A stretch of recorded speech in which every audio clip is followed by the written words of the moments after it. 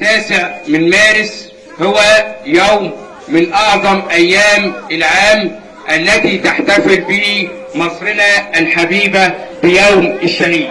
هتسمع احتفالية دولتنا مصر الحبيبة في وسائل الإعلام المختلفة ووسائل التواصل الاجتماعي بيوم 9 من مارس كل عام تحتفل مصرنا بيوم الشهيد. أولا يسعد مدرستنا ميت الرخا رقم 1 وأسرة التربية الاجتماعية وجميع زملائي أعضاء هيئة التدريس الكرام بالاحتفال بيوم الشهيد. يعتبر هذا اليوم من أعظم أيام العام، ولعلك تتساءل أعزائي الطلبة والطالبات بسبب هذا اليوم بالخصوص في هذا العام. سمينا كلمتنا كلمة قصة بطل وحكاية شعب. حكاية شعب أصيل الشعب المصري، والبطل هو أركان حرب الشهيد عبد المنعم رياض. سوف نتجول في هذه الشخصية العظيمة الفريق أول عبد المنعم رياض لتشهد له بالرحمة والغفران لأنه استشهد في حرب الاستنزاف. سوف نتجول جولة تاريخية تحت عنوان حب، انتماء، تضحية.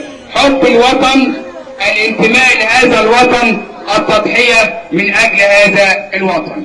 يجب أعزائي الطلبة والطالبات تفتخر بهذا الشهيد لأنه ولد في إحدى قرى محافظة الغربية وبالأخص قرية سبربي مدينة طنطا محافظة الغربية.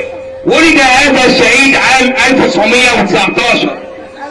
ولد في عام ثورة 19 ثورة الشعب، والتحق بالأزهر الشريف وحفظ القرآن الكريم، وعندما بلغ سن 20 التحق بالجيش المصري وأبلى بلاء حسنا، وكان من أصدق الأصدقاء للزعيم الراحل جمال عبد الناصر، حيث انضم إلى تنظيم الضباط الأحرار عام 1952 وأبلى بلاء حسنا في هذه الثورة وكان من زعمائه.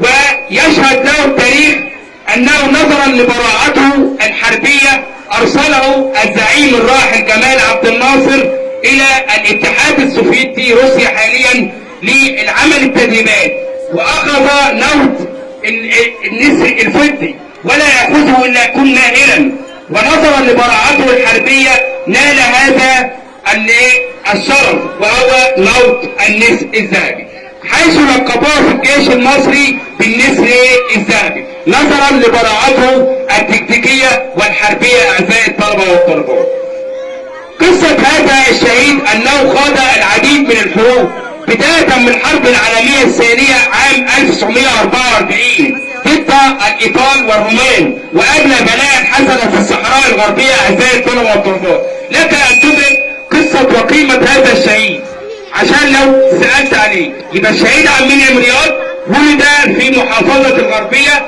في قرية سبربي من مركز طنطا وأبلى بلاء حسنا. نتجول في سيرته الشخصية أكثر وأكثر لتستفيد من هذا الشخصية وهي البطل عبد المنعم رياض. بعد نظرا لمهاراته الحربية ألحقه الزعيم الراحل جمال عبد الناصر ومسك الفريق اللي هو قائد الجيش الثاني الميداني في حرب سيناء. طبعا يا اولاد، وكان من احد المشرفين على تدمير خط بارليف، احد المشرفين على تدمير خط بارليف.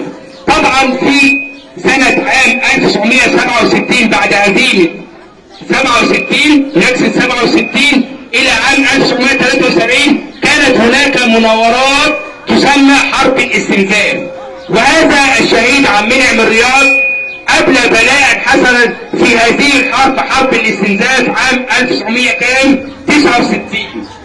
عندما خرج، نيجي بقى على اليوم الذي نحتفل به، عندما خرج إلى ثغرة 1969 في سيناء، عندما وصل الى هذه المنطقة وجاء العدوان الاسرائيلي. طبعا العدوان الاسرائيلي هو متقدم الجيش نظرا لغدر الجيش الاسرائيلي والعدوان الاسرائيلي القوه بالرصاص ولم يستخفي منهم، كان واجههم بصدره الى ان استشهد في هذا اليوم. وتخليدا لهذا الذكرى اعزائي الطلبه والطالبات، تحتفل مصرنا في هذا اليوم وهو يوم الشهيد البطل عبد المنعم رياض. يبقى عنوان كلمتنا كلمه شهيد، قصه بطل وحكايه الشعب المصري الاصيل.